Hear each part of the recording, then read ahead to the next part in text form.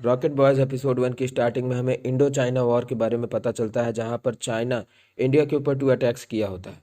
अब web series के episode 1 की स्टार्टिंग की मेन थीम यहीं से स्टार्ट होती है, जहां पर बॉम्बे में इंडियन एटॉमिक रिसर्च सेंटर दिखाई देता है और उसके जो कॉस्मिक रे यूनिट के मेन लीडर जो कि ओमी भाभा हैं, वे अपने सभी कलीग्स से एक फाइल पर हस्ताक्षर करने के लिए कह रहे हैं, क्योंकि वो एक एटॉमिक एक्सपेरिमेंट करना चाहते हैं। जिस पर उनके साथ का एक कलीग जिसका नाम डॉक्टर रज़ा है, वो ऐसा करने से मना कर देता है और कहता है कि ये हमारा काम नहीं है, और वैसे भी अगर हम कोई भी एटॉमिक एक्सपेरिमेंट करेंगे तो हमें एटम बम बनाने में लगभग 5 साल का समय लगेगा। जिस पर ओमी कहता है कि ये तुम और मैं जानते हैं कि हमें कितना साल लगेगा, लेकिन चाइना नहीं जानता है, इसलिए तुम इस पर हस्ताक्षर करो जिससे कि हम लोग आगे का काम बढ़ा सकें।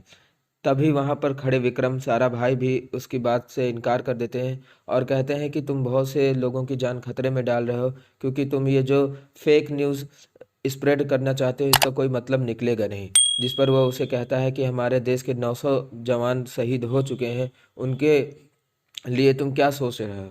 जिस पर वो कहता है कि मैं मिलियंस ऑफ पीपल से ये कह सकता हूँ कि हाँ, हमारे देश के 900 जवान शहीद हुए हैं, लेकिन आप सभी की जान खतरे में मैंने नहीं डाला। जिसके बाद वो उन दोनों से आपस में तर्क होने लगता है, लेकिन विक्रम साराभाई नाराज होकर के काउंसिल बीच में ही छोड़ करके वहाँ से जाने लगते हैं। जिस पर ओमी विक्रम साराभाई के पास जाते हैं और वो कहते हैं कि तुम्हें इससे क्या प्रॉब्लम है और तुम्हें हमारा साथ देना चाहिए। जिस पर वो कहता है कि ये काम जो है तुम खुद अपने लिए कर रहे हो, परमाणु तुम खुद के लिए बना रहे हो, तुम किसी और काउंसिल के लिए नहीं बना रहे हो, इसलिए मैं तुम्हारा साथ नहीं दे सकता, और ध्यान रहे मेरी बात कि ये तुम्हें बहुत ही महंगा पड़ने वाला है। अब सीन 22 साल पीछे चला जाता है, जहाँ पर कैम्ब्रिज विश्वविद्यालय में जो विक्रम साराभाई थे, वे एक एक्सपेरिमेंट कर रहे थे। वे एक रॉकेट को 1000 फीट की ऊंचाई तक उड़ाने का प्रयास कर रहे थे। शुरुआत में रॉकेट फुस्सी निकल जाता है और वो जाकर के ग्राउंड में ही नीचे गिर जाता है। जिसके बाद वहाँ पर बेल रिंग होने लगती है और जो विक्रम साराभाई के जो साथी रहते हैं वो कहते हैं कि हम लोग को सबसे पहले आगे झोंका जाएगा, क्योंकि हम लोग इंडिया से हैं और इंडिया इस समय गुलाम है, इसलिए हम सबसे पहले ही युद्ध में आगे रहेंगे और बिना किसी मतलब के हम लोग शहीद हो सकते हैं। जिसके बाद सीन आता है कलकत्ता का, जहाँ पर कलकत्ता में कलकत्ता साइंस ऑफ कॉलेज में पढ़ाते रहते हैं ओमी बाबा। ओमी बाबा वहाँ पे एक क्लाउड को कार्डबोर्ड के जरिए रखे रहते हैं, और फिर उसके बाद वहाँ पर एक अजीब तरह कॉस्मिक रे होने लगती है, जहाँ पर वो कॉस्मिक रे के बारे में पूछते हैं लोगों से, और लोगों जिन बच्चों को वो पढ़ा रहे थे वे उनके सिलेबस से बाहर था। जहाँ पर वो एक एटम बनाते हैं और कहते हैं कि मान लो कि ये एटम इनविजिबल है, तो अब इसकी रेडिएशन कैसी होगी। तो वहाँ पर एक लड़की बताती है कि सर 1896 में एक बार कोई साइंटिस्ट ने रेडिएशन की खोज की थी, जहां पर उन्होंने पता लगाया था कि यूरेनियम से जो रेडिएशन निकलता है वो फोटोग्राफिक प्लेट को पार कर लेता है। जिसके बाद वो उसको शाबाशी देते हैं और फिर कहते हैं कि अब ये हमें बताओ कि यूरेनियम को छोड़कर और कौन कौन से रेडियो एक्टिव पदार्थ हैं। तो कोई जवाब नहीं दे पाता है, तो वो कहता है कि यूरेनियम के अलावा और कोई रेडियो एक्टिव पदार्थ इसलिए नहीं है क्योंकि जो रेडिएशन आता है वो रेडिएशन केवल उन्हीं से नहीं आता, बल्कि रेडिएशन यूनिवर्स से आता है, और यूनिवर्स से कॉस्मिक रे बन करके वो यहाँ पर पृथ्वी में आ जाता है। जिसके बाद वहाँ पर प्रोफेसर रज़ा आ जाते हैं, और रज़ा जब उसकी क्लास को इंटरफेरेंस करने लगते हैं तो वो क्लास छोड़ करके बीच में ही चला जाता है। इसके बाद रज़ा और ओमी के बीच में बातचीत होने लगती है, जहाँ पर रज़ा कहता है कि हमारे दोनों का काम करने का तरीका एक ही है, लेकिन थोड़ा हम लोग एक दूसरे के विचारों से मिलते नहीं। जिस पर वो कहता है कि ठीक है, आप मुझे इंटरफेयर किए इसलिए मैंने क्लास छोड़ दिया। जिस पर वो कहता है कि मैं चाहता था कि तुम पूरी तरह से क्लास में लगे रहो, लेकिन ये तुम्हारे इंटरव्यू का एक पार्ट था। जिसके बाद वो कहता है कि हम दोनों इस देश की ही ताकत के लिए काम करते हैं। तो ओमी कह देता है कि कौन सा देश।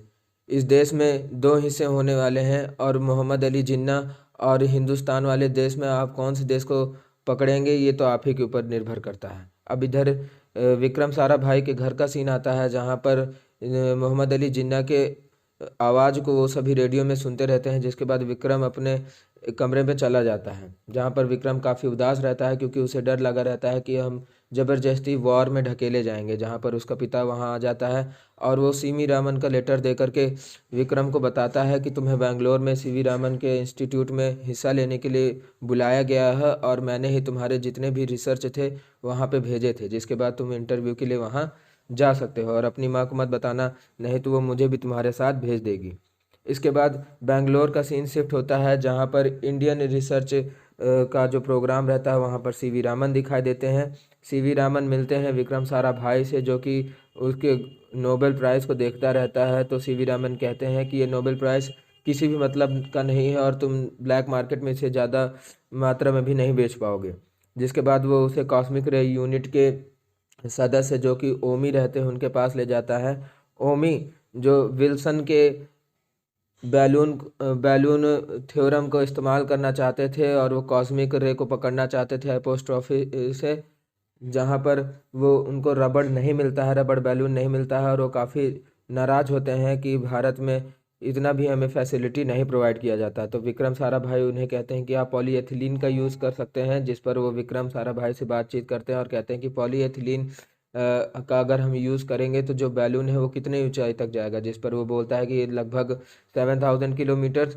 तो वो पूछता है कि अच्छा कितना वहाँ का टेम्परेचर होगा। तो विक्रम साराभाई बताता है कि -70 डिग्री सेल्सियस। तो बोलता है कि अगर इतने टेम्परेचर में कोई भी पॉलीएथिलीन जाएगा तो वहीं डिसमिस होकर के नीचे वापस चला आएगा और जितना भी हम डेटा कलेक्ट करेंगे उस सभी डेटा को हम लूज़ कर देंगे। जिसके बाद वो माफ़ी मांगता है कि आई एम सॉरी सर। तो वो कहता है कि ठीक है, कोई बात नहीं, तुम्हें सॉरी नहीं कहना चाहिए, कम से कम तुमने मदद तो की, हम पॉलीएथिलीन का इस्तेमाल कर सकते हैं कि नहीं।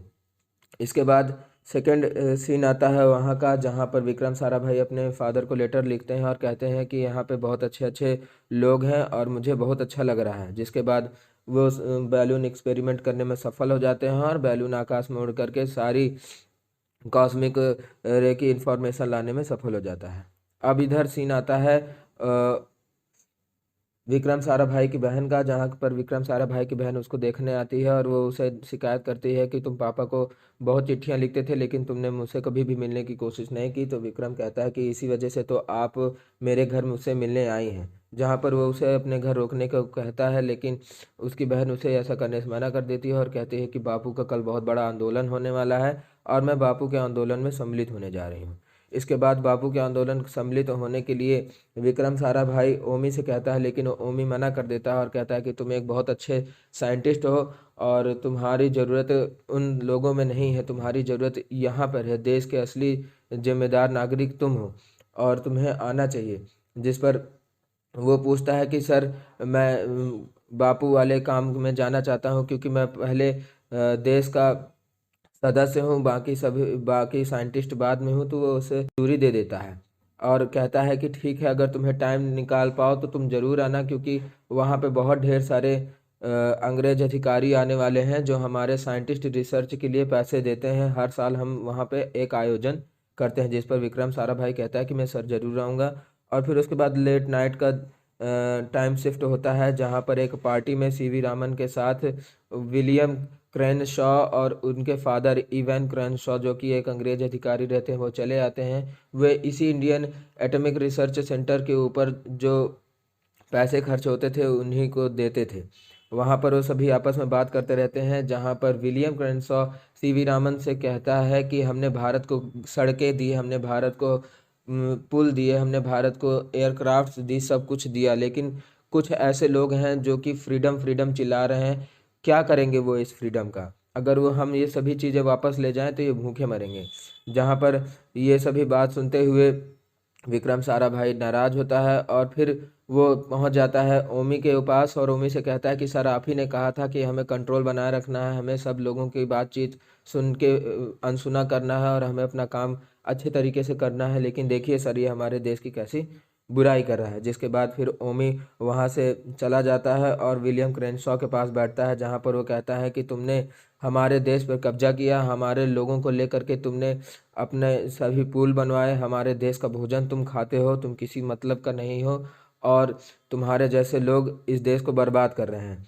और साथ ही साथ जब तुम वापस अपने देश को यहाँ से, जो कि हम तुम्हें लात मार के इस देश से निकालने ही वाले हैं, जब तुम वहाँ अपने देश वापस जाओगे तो तुम्हारे पास कुछ नहीं रहेगा, तुम खाने को तुमको भी नहीं अटेगा। जिसके बाद वो नाराज होकर के विलियम क्रेनशॉ ओमी को एक घूंसा मार देता है और ओमी की आंख में बहुत तेज लग जाता है। और इधर जो ओमी है और विक्रम दोनों साथ में बातचीत करते रहते हैं। तभी वहाँ पर बापू का भी एक हमें एड्रेस दिखाया जाता है जो कि संपूर्ण स्वराज का था। और उसके बाद अंग्रेज जब भारत छोड़ते हैं तो विक्रम साराभाई बहुत देख करके इस चीज़ को खुश होता है। और विक्रम साराभाई ले करके भारत के तिरंगे को ब्रिटिश तिरंगे के आगे खड़ा हो जाता है और फिर वो ब्रिटिश वाला तिरंगा उतार करके भारत का तिरंगा ऊपर लहरा देते हैं। और ये सब देख करके विलियम क्रेनशॉ काफ़ी नाराज़ हो जाता है, लेकिन उसके ऊपर पीछे से सभी जितने भारतीय स्टूडेंट्स रहते हैं वह हंसते रहते हैं और वो जोर जोर से चिल्लाते हैं, भारत छोड़ो अंग्रेजों, भारत छोड़ो। और इसी के साथ वेब सीरीज़ के एपिसोड 1 की एंडिंग हो जाती है। तो कैसा लगा आपको एपिसोड? इसी तरह के और भी देखने के लिए इस चैनल से जुड़े रहिए। Thank you. Rocket boys episode 2 की स्टार्टिंग होती है महात्मा गांधी के 1942 के भारत छोड़ो आंदोलन से, जहां पर भारत छोड़ो आंदोलन में हुई हिंसा का मुख्य आरोपी महात्मा गांधी को माना जाता है। अब इधर हम देखते हैं बेंगलोर हाई कोर्ट में विक्रम साराभाई और उनके साथ होमी भाभा को, जिनका केस होमी के फादर लड़ रहे थे। जहां पर कटघरे में होमी के फादर विलियम क्रेनशॉ को बुलाते हैं, जो कि शुरुआत में कहता है कि मैंने इन दोनों को ब्रिटिश फ्लैग उतार करके इंडियन फ्लैग चढ़ाते हुए देखा। जिस पर विलियम के फादर उनसे पूछते हैं कि आपने इन्हें जब देखा तो ये सब कहाँ मौजूद थे? तो वो बताता है कि ये रूफ पे मौजूद थे और इन्होंने फ्लैग चढ़ाया। तो वो बोलते हैं कि उस समय रूफ जो 6 मंजिल पे था और साथ में उस समय सूर्य की तेज रोशनी पड़ रही थी, तो क्या आप श्योर हैं कि आपने इन्हीं को देखा है? जिस पर विलियम कहता है कि सर मैं श्योर तो नहीं हूँ, लेकिन हाँ कुछ देर बाद मैंने इन्हें ज़रूर देखा। जिसके बाद विलियम के फादर कोर्ट के सामने दलील पेश करते हैं कि ये बेबुनियादी अदालत में केस लाया गया है, इन्होंने पूरी तरह से श्योरिटी से नहीं देखा और इनको ज़बरदस्ती एक्यूज बता रहे हैं। जिसके बाद कोर्ट इस केस को डिसमिस कर देती है। और फिर उसके बाद हम देखते हैं होमी के फादर को, जो कि होमी से कहते हैं कि तुम्हारी आदतों के वजह से मुझे क्या क्या झेलना पड़ता है, अगर इतना ही क्रांतिकारी बनना चाहते हो तो थोड़ा पुलिस के दायरे में रह करके क्रांतिकारी बना करो। जिसके बाद वो होमी और विक्रम साराभाई उसके फादर के पास जाते हैं गाड़ी में साथ चलने के लिए, लेकिन वो उन्हें अपने साथ ले जाने से मना कर देता है। तभी वहाँ पर हमें पिप्सी दिखाई देती है, जो कि अपनी गाड़ी से आ जाती है और वो दोनों को लिफ्ट कर देती है आईएससी तक, जहाँ पर हमें पता चलता है कि आईएससी के जितने भी डोनर थे, जिसमें विलियम क्रेनशॉ और बाकी सभी लोग थे, उन्होंने अपनी डोनरशिप वापस ले ली है। वो अब किसी भी तरह से रिसर्च में पैसा लगाने के लिए तैयार नहीं है, उनका बदला लेना था। और जिसके बाद वो रमन के सामने सीधा एक दलील रखते हैं कि या तो रमन को या फिर होमी को, इन दोनों में से किसी एक को रिज़ाइन देना होगा, तभी वो अपना डोनर वापस चालू करेंगे और डोनरशिप वो सबको दिखाएंगे। जिसके बाद रमन रिज़ाइन के लिए तैयार हो जाता है, लेकिन विक्रम साराभाई इस बात को बिल्कुल भी नहीं मानते हैं और कहते हैं कि आपको इंस्टीट्यूट की ज़रूरत है और बच्चों को आपकी ज़रूरत है, इसलिए आपको बिल्कुल भी रिज़ाइन नहीं देना है। और ये सभी काफ़ी परेशान रहते हैं कि अब हम कैसे कर सकते हैं। जिसके बाद वहाँ पर विक्रम साराभाई के साथ जो होमी भाभा थे, होमी भाभा एक दिमाग लगाते हैं और वो कहते हैं कि जैसे हम लोगों ने कैम्ब्रिज विश्वविद्यालय में देखा था कि लाइब्रेरी के समय एक ही बार में सारा फंड रेस किया गया था, इसी तरह हम अपने यहाँ फंड क्यों नहीं रेस करते। जिसके बाद वो दोनों दिमाग लगाते हैं कि हमें कुछ लड़कियों की भी ज़रूरत पड़ेगी जो कि क्लासिकल रामायण की परफॉर्मेंस करेंगी, और उनके रामायण की परफॉर्मेंस से खुश होकर जेआरडी टाटा और उनके साथ जो मैसूर के राजा हैं वह हमारी फंडिंग करेंगे और हमको उनसे काफ़ी फ़ायदा मिलेगा। जिसके बाद दोनों जाते हैं एक गुरुजी के पास, जो कि कुछ लड़कियों को कथक सिखाते रहते हैं। वे गुरुजी से कहते हैं कि सर हमें आपकी लड़कियों की ज़रूरत है क्योंकि हमें एक परफॉर्मेंस करना है, हम फंड रेस करना चाहते हैं। जिसे वो गुरुजी शुरुआत में अपना अपमान समझते हैं और उन्हें कहते हैं कि मेरा आदमी तुम्हें बाहर छोड़ देगा, इसलिए तुम यहाँ से बिल्कुल चले जाओ। जिसके बाद होमी भाभा बीच में बोलते हैं और कहता है कि हम दोनों ने भारतीय झंडा भारत छोड़ो आंदोलन से प्रभावित होकर ऊपर चढ़ाया था ब्रिटिश झंडा को उतार के। जिसके बाद उन्होंने हमें फंड देने से मना कर दिया है। जिसे सुनकर के गुरुजी काफ़ी प्रसन्न होते हैं और कहते हैं कि तुम्हें पहले बताना चाहिए था कि तुम क्रांतिकारी हो, और फिर उसकी मदद के लिए तैयार हो जाते हैं। अब अगला सीन रात का होता है, जहाँ पर सभी क्लासिकल परफॉर्मेंस देना चालू करते हैं रामायण की। और यहाँ पर होमी भाभा विक्रम साराभाई से कहते हैं कि ये छोटी सी रकम है, इससे काम तो चलेगा, लेकिन हमें कुछ बड़ा सोचना होगा। जिसके बाद वहाँ पे वो बोलता है कि शायद जेआरडी टाटा और उनके साथ जो मैसूर के राजा हैं अगर इस बात के लिए नहीं माने तो हम लोग आखिर आगे क्या करेंगे।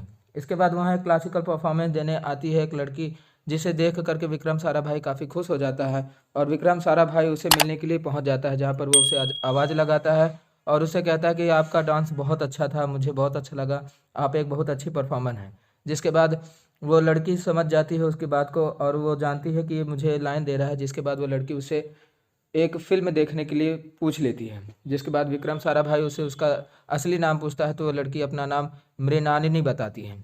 इसके बाद वो दोनों फ़िल्म देखने पहुंच जाते हैं, जहां पर साइंस फिक्शन का काफ़ी मजाक उड़ाया जा रहा था। विक्रम साराभाई को ये बात पसंद नहीं आती है और बीच में ही वो फिल्म छोड़ करके उठ जाता है, जिसे मृणालिनी अपना अपमान समझती है और कहती है कि तुम्हें बिल्कुल भी फाइन आर्ट्स की कोई कदर नहीं है और इसलिए हमारा बीच में कुछ भी ठीक नहीं रह सकता। जिसके बाद वो वहाँ से नाराज़ होकर के चली जाती है और इधर हम सीन देखते हैं रमन के यहाँ का, जहाँ पर होमी एक सिग्नेचर से फाइल दे करके उसके पास चला जाता है और रमन कहता है कि इससे पर्याप्त फंड रेज तो हो जाएगा लेकिन ज़्यादा कुछ मदद नहीं मिल पाएगी। इसके बाद हम देखते हैं होमी को, जो कि विक्रम साराभाई के पास इस बात को पहुंचाने के लिए पहुंचते हैं और उससे बातचीत करते रहते हैं, लेकिन विक्रम साराभाई बिल्कुल भी साइंटिस्ट वाले दिमाग से नहीं सोचता रहता और वो एक पुराने पागल आशिक की तरह बात करने लगता है और कहता है कि मैं जब भी मृणालिनी के पास जाता हूँ तो मुझे उससे एक अजब सा अट्रैक्शन फील होता है। जिसके बाद होमी उसे कह देता है कि तुम मृणालिनी से एक बार फिर जाके बात करो और वो जो अपनी इंपॉर्टेंट बात थी उसे बताने से मना कर देता है। जिसके बाद होमी मृणालिनी को फ़ोन करके बुलाता है और कहता है कि एक आखिरी बार तुम मुझसे मिल लो और फिर उसके बाद अगर तुम चाहो तो तुम और हम दोनों आपस में बात नहीं करेंगे। जिसके बाद वो मृणालिनी को एक जगह ले जाता है और वहाँ ढेर सारे सितारे रहते हैं, जहाँ पर वो मृणालिनी से कहता है कि मेरा जीवन का एक सपना था कि मैं एक दिन 1000 फीट की ऊंचाई तक रॉकेट जरूर उड़ाऊंगा। जिसे सुनकर के मृणालिनी काफ़ी खुश होती है और वो कहती है कि मेरा भी एक सपना था कि मैं भी एक दिन बहुत अच्छी डांसर बनूंगी और उन दोनों में काफ़ी बातें होने लगती है। जिसके बाद विक्रम साराभाई उसे अपने साइंटिस्ट के अंदाज में एक प्रपोज कर देता है। इसके बाद नेक्स्ट सीन शिफ्ट होता है आईएससी का, जहाँ पर विक्रम साराभाई जब आप वापस अपने रिसर्च सेंटर पे जाता रहता है तभी कुछ लोग ले करके पैनल को वापस आते रहते हैं, जहाँ पर वो उनसे पूछता है कि तुम ये सारे सामान कहाँ ले जा रहे हो। तो वो उसे बताते हैं कि क्या तुम्हें पता नहीं है, वो कॉस्मिक रे यूनिट बंद हो चुका है। जिसके सुनकर वो शॉक होता है और वो फिर पहुंच जाता है होमी भाभा के पास। होमी भाभा से वो पूछता है कि तुम आखिर जा कहाँ रहे हो।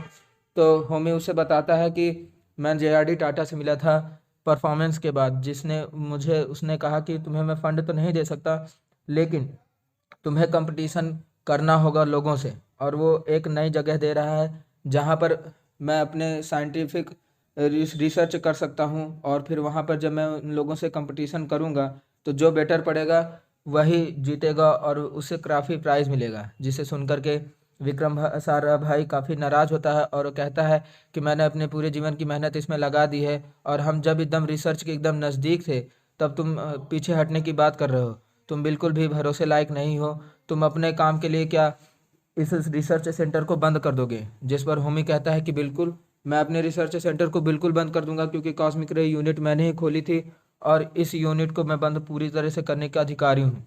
जिसके बाद वो उसे सेल्फिश कहता है और कहता है कि तुम इंटेलेक्चुअल माइंड के हो और तुम्हारे जैसे लीडर की वजह से तुमने सारे जितने भी स्टूडेंट्स हैं उनको होपलेस कर दिया और तुम जाओ अपना जीवन अच्छे तरीके से जियो। जिसके बाद विक्रम साराभाई से होमी कहता है कि हमें अपने कंपटीटर का खास ख्याल रखना है और साथ ही साथ मैं ये नहीं चाहता कि मैं एक छोटे सी यूनिट में जिसे डोनर का सहारा लेना पड़े उसमें हमेशा काम करूं। मैं चाहता हूं कि मैं एक अच्छी जगह को एक्सप्लोर करूं जहां पर मुझे अच्छी तरीके से सामान मिल सके और मैं अपने साइंटिफिक रिसर्च को और अच्छी तरीके से बढ़ा सकूं। अगर अब तुम्हारा ये मानना है कि मैं अगर यहाँ रह सकता हूँ तो बिल्कुल नहीं, मैं अपना काम स्वयं से करूँगा। अब तुम्हें ही निर्णय लेना है कि तुम यहाँ रहोगे और डोनर लोगों का ही सहारा लेते रहोगे कि तुम अपने लिए एक खुद की नई प्लेस बनाओगे। ये तुम्हारा रीज़न है। और इसी के साथ वो चला जाता है और फिर वेब सीरीज़ के एपिसोड 2 का अंत हो जाता है। वेब सीरीज़ के एपिसोड 3 की शुरुआत 1943 बॉम्बे से होती है, जहाँ पर होमी जहांगीर भाभा अपने प्रेजेंटेशन के लिए रेडी हो रहे हैं। साथ ही साथ उन्हें अपनी पुरानी बातें ध्यान आती है, जहाँ पर एक बार उनके फादर उनसे पूछते हैं कि तुम क्या बनना चाहते हो, तो वो बताते हैं कि मैं एक फिजिशियन या साइंटिस्ट बनना चाहता हूँ। लेकिन उनके फादर ये सोचते थे कि ये बॉलर बनना चाहता है, जिसे सुनकर उन्हें काफ़ी आश्चर्य होता है और वो पूछते हैं कि तुम फिजिशियन क्यों बनना चाहते हो। तो होमी कहते हैं कि मुझे अपने देश का नाम ऊंचा करना है और मैं सबसे बड़ा फिजिशियन बन के अपने देश को गर्व से सम्मानित करूंगा। इसके बाद सीन दूसरी तरफ शिफ्ट होता है जहां पर मृणालिनी हाथों में फूल लेकर विक्रम साराभाई से मिलने पहुंचती है। जहां पर विक्रम रेडी होता रहता है तो वो उससे पूछती है कि तुम कहाँ जा रहे हो, जिस पर विक्रम उसे बताता है कि मैं आज अपनी थीसिस का फाइनल सबमिशन करने जा रहा हूँ, जिसके बाद मुझे पीएचडी करने के लिए कैम्ब्रिज वापस जाना पड़ेगा। और साथ ही साथ वो मृणालिनी से पूछता है कि तुम कहाँ जा रही हो, तो मृणालिनी उसे बताती है कि मैं मद्रास काम से जा रही हूँ और कुछ दिन में वापस लौट आएंगी। इसके बाद उन दोनों में आपस में बातचीत होती रहती है और सीन दूसरी तरफ शिफ्ट हो जाता है जहाँ पर रज़ा मिलता है होमी भाभा से। रज़ा होमी भाभा को टॉन्ट कसता है और कहता है कि तुम्हारे फादर ही तुम्हारे लिए सब कुछ नहीं कर सकते हैं, यहाँ पर फंडिंग पाने के लिए बहुत मिन्नतें करनी पड़ती है और जेआरडी टाटा किसी को फंडिंग आसानी से नहीं देता। वो उसे एक तरह से डीमोटिवेट करता है और फिर उसके बाद वहाँ से चला जाता है। जिसके बाद होमी अपनी प्रेजेंटेशन उन लोगों के सामने रखता है जहाँ पर होमी कहता है कि मैं एक कंपनी का निर्माण कर रहा हूँ जिसका नाम मैं रखूँगा भाभा इंस्टीट्यूट ऑफ साइंस, और उसमें हम एटॉमिक स्टडी करेंगे, साथ ही साथ हम रेडियो एक्टिव पदार्थों के बारे में भी जानेंगे, जो कि जेआरडी टाटास और ग्रुप को काफ़ी पसंद नहीं आता है। और वो कहते हैं कि तुम्हारा प्रेजेंटेशन तो अच्छा है लेकिन हमें ये वे कुछ अच्छा नहीं लग रहा, हमें कुछ थियोरिटिकल चीज़ें चाहिए। जिसके बाद वो उसे कह देते हैं कि हम तुम्हारी चीज़ों को सुन चुके, और एक तरह से दोनों डिसमिस हो जाते हैं। जिसके बाद इधर हम विक्रम साराभाई को देखते हैं जो कि होमी की बातों को सोचता रहता है और इधर होमी भी अपने एक ख्यालों में गुम रहता है।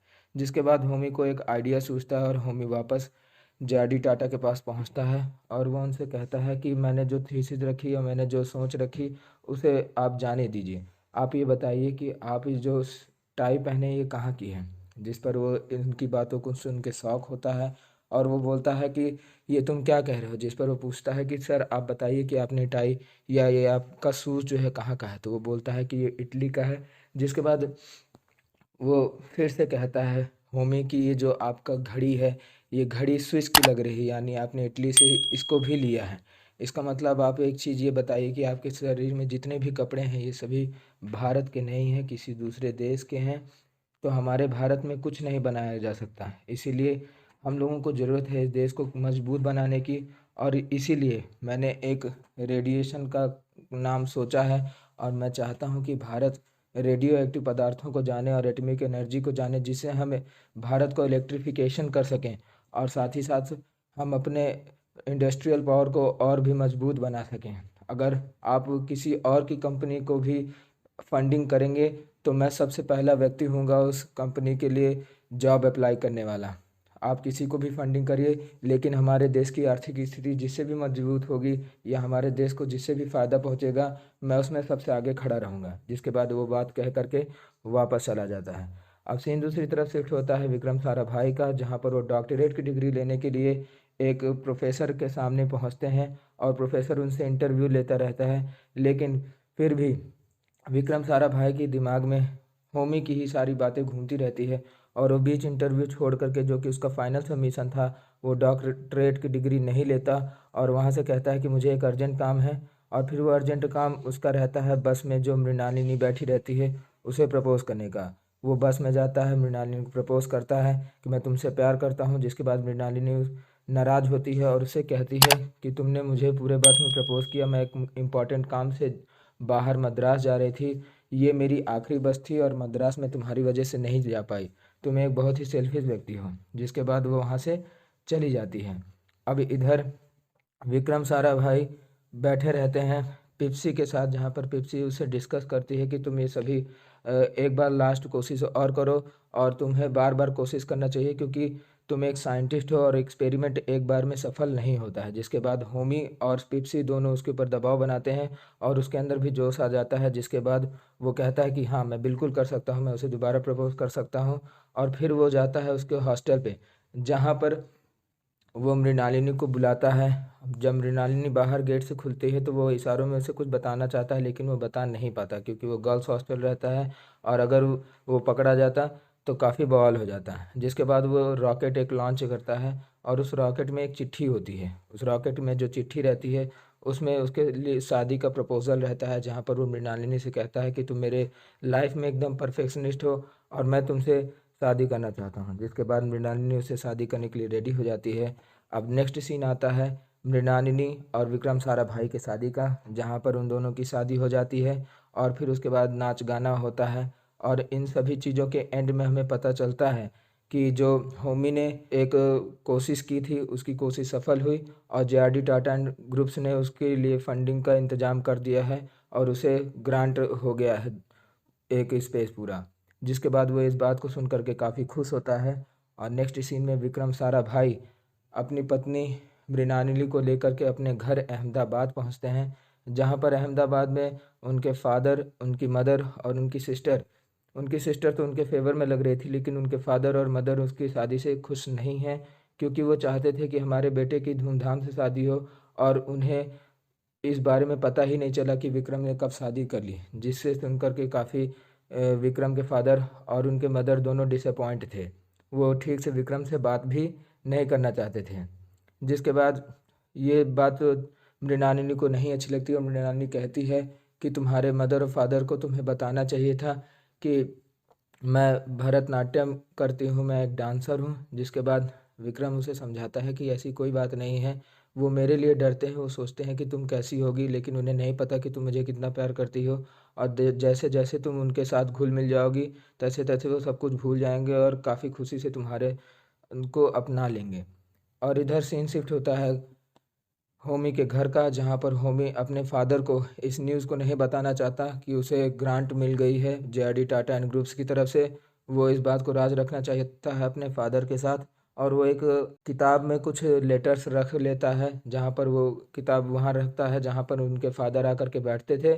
लेकिन फिर वहाँ कुछ शोर होता है, जिसके बाद जब होमी घर के अंदर जाता है तो उसे पता चलता है कि उसके फादर अब इस दुनिया में नहीं रहे। और इसी के साथ वेब सीरीज़ के एपिसोड 3 का दुखद अंत हो जाता है। रॉकेट बॉयज एपिसोड 4 की स्टार्टिंग हिरोशिमा में हुए परमाणु हमले से होती है, जहां पर हिरोशिमा 80% तक तबाह हो चुका था और साथ ही में लाखों की संख्या में लोग मारे गए थे। अब नेक्स्ट सीन शिफ्ट होता है होमी की तरफ, जहां पर होमी अपने फादर के निधन के बाद काफ़ी दुख में है और वो वाइन पे वाइन पीते जाते हैं। साथ ही उन्हें एक कार्ड मिलता है जो कि विक्रम के द्वारा भेजा गया होता है।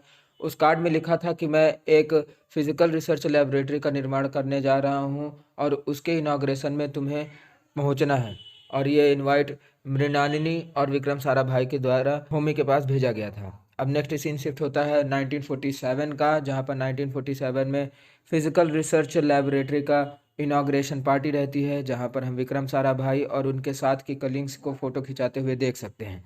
अब इधर माथुर विक्रम साराभाई के पास जाते हैं और वो उनसे पूछते हैं कि तुम्हारे स्टाफ में कितने लोग हैं। तो विक्रम उसे बताता है कि मैं और रामानाथन दोनों भी इस मामले में मिल कर के काम कर रहे हैं। और तभी विक्रम साराभाई को एक और बात पता चलती है कि जो TIFR Tata institute of fundamental research जिसके ओनर होमी थे, वो एक साल से TIFR में नहीं है और उनका सारा कार्यभार माथुर को संभालना पड़ रहा है। इस चीज़ को सुन करके विक्रम साराभाई को अजीब लगता है और दुख भी होता है। जिसके बाद वहाँ पर रामानाथन आ जाता है और उन सभी की आपसी डिबेट होने लगती है। अब नेक्स्ट सीन शिफ्ट होता है राजा के पास, जहाँ पर एक बंगाली पत्रकार रज़ा के पास आता है और रज़ा उसे अपने साइक्लोट्रॉन को दिखाते हैं। जिसके बाद वो पत्रकार उनसे उनके लाइफ के बारे में पूछता है, तो रज़ा उसे केवल एक फ़ोटो दिखाते हैं और कहते हैं कि ये केवल फ़ोटो ही मेरे पास है, मेरा फैमिली यही है। और वो उन्हें बताते हैं कि मेरे फादर और मदर को शिया और सुन्नी जो कि मुहर्रम में आपसी दंगा कर रहे थे, उसमें सुन्नी मुसलमानों ने मेरे फादर को और मेरी मदर को जान से मार दिया। अब नेक्स्ट सीन शिफ्ट होता है होमी के घर का, जहाँ पर होमी अपने एक कमरे में खुद को बंद किया हुआ है और तभी पेप्सी पेरिस से वापस आकर होमी को मिलने आती है। वो होमी के दुख को देख कर के दुखी हो जाती है और रोने लगती है और साथ ही साथ वो होमी को समझाती है कि सब कुछ सॉर्ट आउट करके वापस अपने काम पे लग जाए। जिसके बाद होमी उसकी बात को समझ जाता है और अपने पुराने अवतार पर वापस आ जाता है। अब इधर होमी फिर से अपने TIFR में पहुंच जाता है और सारे कार्यभार को खुद संभाल लेता है। जिसके बाद वो कहता है माथुर से कि तुम अब हमारी मदद करो क्योंकि हमें बहुत सारा वर्क करना है। इधर विक्रम यूनियन लीडर के साथ पहुंच जाते हैं पुरानी मिल्स को देखने, जहां पर वो एक मिल पर उनकी नज़र पड़ती है। तो वो अपने दोस्त से पूछते हैं कि ये मिल किसकी है, तो उन्हें यूनियन लीडर बताते हैं कि ये मिल नहीं है बल्कि यहाँ पर मिल के वर्कर्स रहते हैं। जिसके बाद वो वर्कर्स से मिलने पहुँच जाते हैं तो वहाँ पर दो छोटे छोटे बच्चे विक्रम साराभाई को मिलते हैं। विक्रम साराभाई उनसे बातें करते हैं और वो बच्चे भी उन्हें कहीं ले जाना चाहते हैं। जिसके बाद नेक्स्ट पार्टी शिफ्ट होता है कांग्रेस दफ्तर का, जहाँ पर रात को पार्टी होती रहती है और वहाँ पर रज़ा भी पहुँचे हैं, जो कि पंडित नेहरू से कहते हैं कि देश का पहला साइक्लोट्रॉन निर्माण किया गया है और मैं आपके साथ हमेशा स्टैंड बाय हूँ। वो अपने आप का एडवर्टीजमेंट चाहते थे, वो चाहते थे कि पंडित नेहरू उनके काम पे उनका साथ दें जब सरकार बने तो। तभी वहाँ पर माथुर भी पहुँच जाता है, जो कि रज़ा से कहता है कि मैंने आपके लिए एक सरप्राइज़ प्लान किया है। और वहाँ पर हम देखते हैं होमी को, जो कि अपने साथ 2 ट्रक लेकर के आता है और फिर वो होमी जा कर के पंडित नेहरू से कहता है कि भैया मैं आपके लिए कुछ लेकर आया हूँ। और फिर वो उन्हें एक इंगेजमेंट रिंग वाले पैकेट में एक पत्थर देता है। इस पत्थर को देख करके पंडित नेहरू शौक होते हैं और कहते हैं कि ये क्या मजाक कर रहे हो। तो होमी उन्हें बताता है कि इस पत्थर को आप मामूली पत्थर मत समझिए, क्योंकि ये छोटे से पत्थर में यूरेनियम का 1 ग्राम टुकड़ा है और यूरेनियम का 1 ग्राम 3000 किलो कोयले के बराबर होता है। अगर मान लीजिए कि जितना मैंने कोयला ले करके ट्रकों में आया है, इन ट्रकों में मैं यूरेनियम लाया, तो मैं पूरी देश की बिजली खुद से चला सकता हूँ और साथ ही साथ इससे हमें बहुत फ़ायदा मिलने वाला है। नेहरू होमी के इस प्लान को सुन करके बेहद ही इम्प्रेस हो जाते हैं और वो उससे कहते हैं कि मैं डेफिनेटली तुम्हारी मदद करूँगा जब मेरी सरकार आएगी। जिसके बाद होमी पियानो बजाने लगते हैं और उनके साथ जो पंडित नेहरू रहते हैं वे भी अपना काम करने लगते हैं। अब नेक्स्ट सीन शिफ्ट होता है वहाँ पे, जहाँ पे विक्रम साराभाई मिल के वर्कर के साथ उनकी पार्टी का एंजॉयमेंट करते रहते हैं। अब बात आती है 14 अगस्त 1947 की, जहाँ पर विक्रम साराभाई की पत्नी का गोद भराई रहती है, जिसमें सब होमी सहित उनका परिवार भी पहुंचता है। वे सभी पार्टी का एंजॉयमेंट लेते हैं, जहां पर होमी विक्रम साराभाई से भी मिलने पहुंचते हैं। वो विक्रम साराभाई से एक अलग जगह रूम पे मिलते हैं, जहां पर विक्रम उन्हें बताता है कि मैं एक नई टेक्सटाइल इंडस्ट्री का भी निर्माण करने वाला हूं और हम लोग इस काम को जल्दी ही करेंगे। जिस पर होमी उससे कहता है कि तुम काम को बहुत तेज़ी से ही नहीं कर रहे हो, थोड़ा सा इन सब चीज़ों में सेफ प्ले करो, नहीं तो आगे कुछ दिक्कत ना हो जाए। जिसके बाद होमी की बात सुन करके विक्रम साराभाई कहते हैं कि आप भी तो इसी तरह करते हैं जब आपको ही सारा काम है और मुझे आप स्लो होने के लिए कह रहे हैं। तभी वहाँ पर विक्रम की पत्नी मृणालिनी अपनी दोस्त कमला के साथ आ जाती है, जहाँ पर मृणालिनी कमला को बताती है कि ये पेशे से डॉक्टर है और इन्होंने पीएचडी कर रखी है और उन सभी में आपस में बातचीत होने लगती है।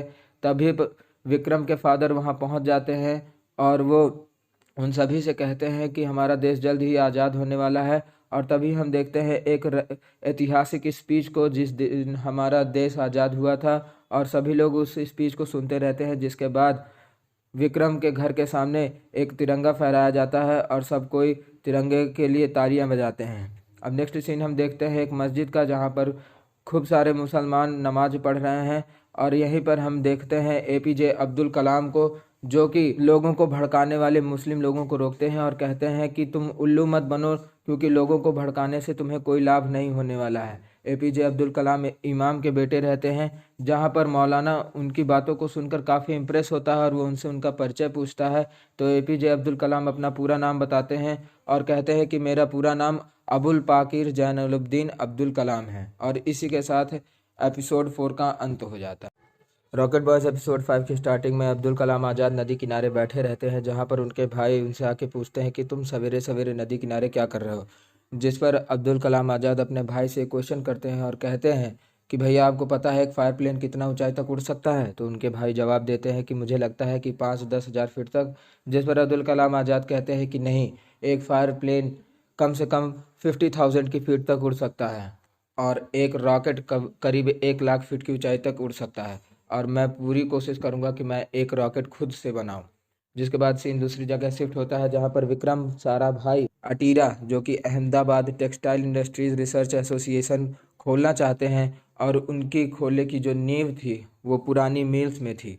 उन पुरानी मिल्स के जो ओनर उनके फादर थे वो उनकी इस बात से नाराज़ हैं और वो कहते हैं कि तुम्हारे इस टेक्नोलॉजिकल फील्ड को खोलने की वजह से मिल्स के वर्कर्स के एजुकेशन और साथ ही साथ उनके आमदनी पर एक बुरा इम्पैक्ट पड़ेगा और वो उनसे इस बात पे काफ़ी बातचीत करते हैं। जिसके बाद नेक्स्ट सीन शिफ्ट होता है प्राइम मिनिस्टर ऑफिस का, जहाँ पर लाल बहादुर शास्त्री और होमी के बीच में बातचीत होती रहती है। तभी होमी को पंडित जी बुला लेते हैं।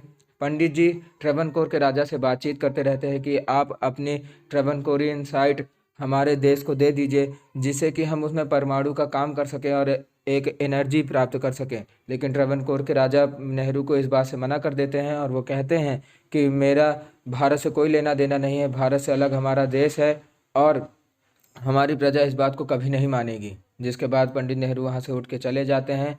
तो होमी ट्रेवनकोर के राजा से बातचीत करने लगता है। होमी ट्रेवनकोर के राजा से कहता है कि मुझे आपके तीनों प्लांट्स के बारे में पता है, जिनसे आप हर साइट का करीब 3 लाख टन एक्सपोर्ट करते हैं। बल्कि अगर लीगल वे में कहा जाए तो हर साल करीब 50,000 टन ही एक्सपोर्ट किया जाना चाहिए। आप इलीगल काम करते हैं और आपके अगर पब्लिक को ये पता चलेगा कि आप इलीगल वर्क कर रहे हैं तो आपको खुद पता है कि एक राजा के साथ क्या कुछ हो सकता है। क्या उस राजा को जहर दिया जा सकता है या फिर उसका सर कलम किया जा सकता है। जिस पर इस बात को सुन करके ट्रेवनकोर के राजा होमी से कहते हैं कि तुम मुझे डराने की कोशिश कर रहे हो। तो होमी कहता है कि नहीं सर, मैं आपको डराने की कोशिश बिल्कुल नहीं कर रहा हूँ, बल्कि मैं आपको कह रहा हूँ कि आप हमारे साथ हाथ मिला लीजिए, नहीं तो हम रेयर मिनरल्स का ड्राफ्ट तैयार करेंगे और उन रेयर मिनरल्स में एक नाम मोनेसाइट का भी आता है और इस तरह हम भारत सरकार में ही ट्रेवनकोर की सारी साइट्स को मिला लेंगे और आपको मिलेगा आर्यभट्ट का केवल 0। जिसके बाद सीन दूसरी तरफ शिफ्ट होता है, जहाँ पर विक्रम साराभाई के फादर के पास विक्रम जाते हैं और वो उन्हें कन्विंस करते हैं कि मुझे एक बार बस कोशिश करने का मौका दीजिए, मैं आपको निराश नहीं होने दूंगा। उनके फादर इनकी इस बात से प्रसन्न हो जाते हैं और वो उनसे कहते हैं कि तुम्हें 1 लास्ट चांस दिया जाता है, तुम अपना पूरा एफर्ट डालो उस पर। और फिर इसके बाद नेक्स्ट सीन शिफ्ट होता है विक्रम साराभाई के पास, जहाँ पर कमला विक्रम साराभाई से काम मांगने आती है और वो कहती है कि सर मैं आपके साथ वर्क करना चाहती हूँ। जिस पर विक्रम कहता है कि तुम अकेली फीमेल स्टाफ बचोगी अगर तुम मेरे साथ वर्क करना चाहती हो, क्या तुम सहज हो। जिस पर वो कहती है कि हाँ सर, मैं बिल्कुल सहज हूँ और इसीलिए मैं आपके पास आई हूँ क्योंकि मैंने साइकोलॉजी में पीएचडी की है और मैं मिल के जितने भी वर्कर्स हैं उन्हें कन्विंस करने में आपकी पूरी मदद करूँगी। जिसके बाद विक्रम उन्हें हायर कर लेता है।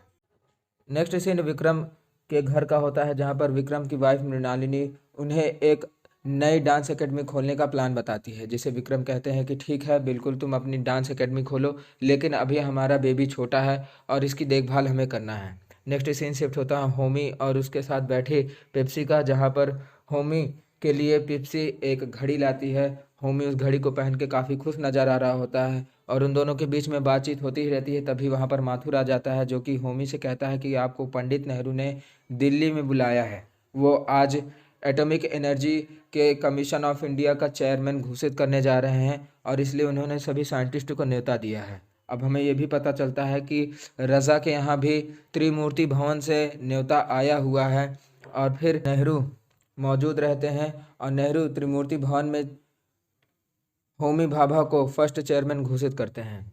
इस बात से रज़ा बिल्कुल भी राजी नहीं होता और वो कहता है कि सर आपने किसके बेसिस पे इन्हें चेयरमैन घोषित किया है। यहाँ पर बहुत से माइंडफुल और बहुत से पावरफुल लोग बैठे हुए हैं, आप ऐसे कैसे किसी का निर्णय ले सकते हैं। जिसके बाद उन सभी लोगों में वोटिंग होती है और वोटिंग में भी होमी जीत जाता है।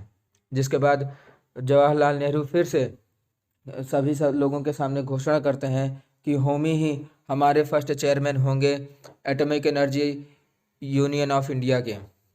जिसके बाद नेक्स्ट सीन विक्रम साराभाई के घर का होता है, जहां पर विक्रम साराभाई की पत्नी मृणालिनी उनसे कहती है कि करीब 6 साल बीत गए लेकिन फिर भी तुम मुझे मेरी डांस एकेडमी नहीं खोलना देना चाहते हो, मैं डांस एकेडमी खोलना चाहती हूँ। जिस पर विक्रम कहता है कि मैं चाहता हूँ कि तुम डांस एकेडमी खोलो, मैंने तुम्हारे किसी भी काम में कभी कोई रोक टोक नहीं की है, लेकिन मैं केवल अपने बेटे कार्तिकेय के लिए परेशान हूँ, वो अभी छोटा है और हमें उसकी देखभाल करनी है। जिस पर मृणालिनी कहती है कि तुम भी उसके पिता हो, तुमको भी उसकी देखभाल करनी चाहिए।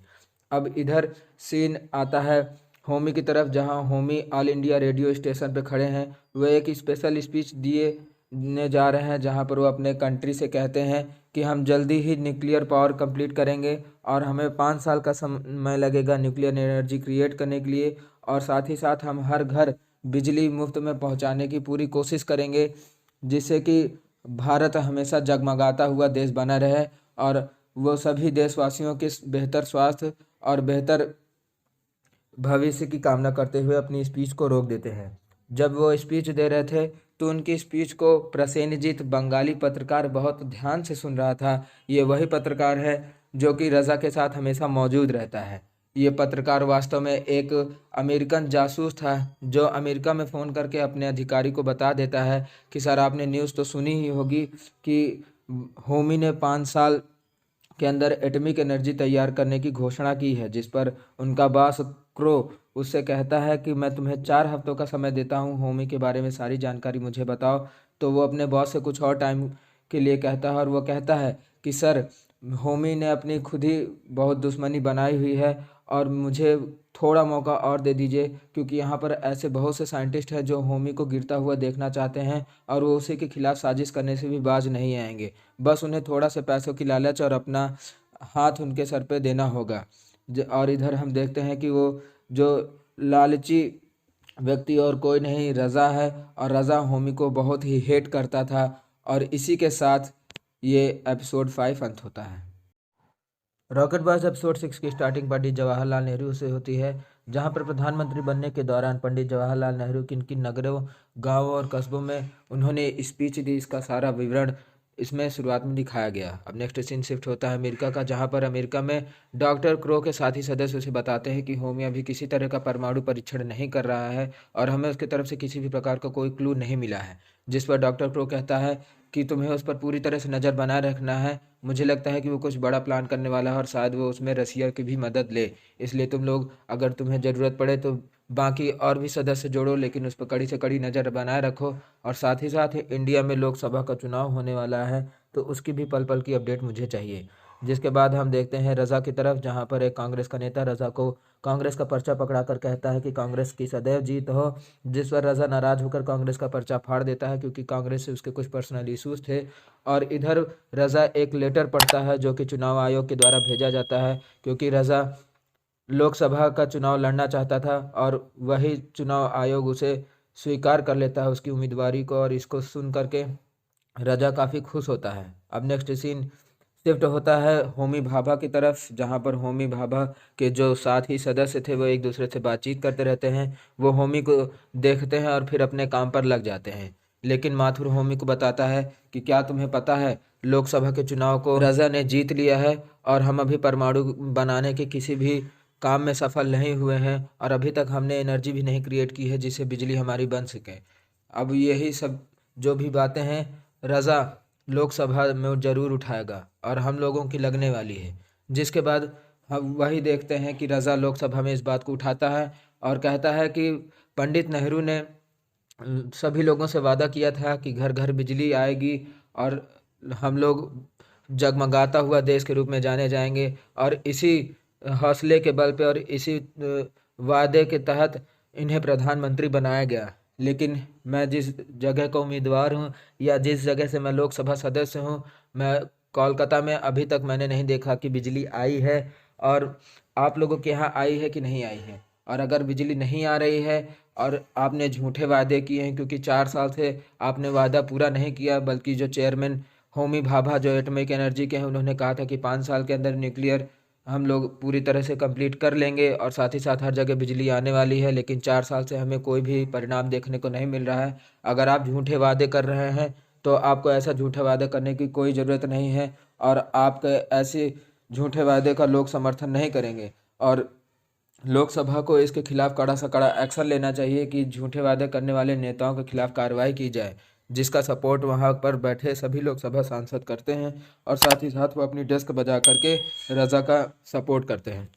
जिसके बाद जवाहरलाल नेहरू इस बात को सुन करके काफ़ी गुस्से में होते हैं और वो जा करके होमी से कहते हैं कि तुम्हारी वजह से मुझे क्या कुछ झेलना पड़ रहा है। हमने लोगों से वादा किया था कि हम उन्हें बिजली जल्दी से जल्द पहुंचाएंगे, लेकिन तुम अभी इस काम में सफल नहीं हुए। तो होमी कहता है कि सर, मैं पूरी कोशिश कर रहा हूं और मैं जल्द ही आपको परिणाम दिलाऊंगा।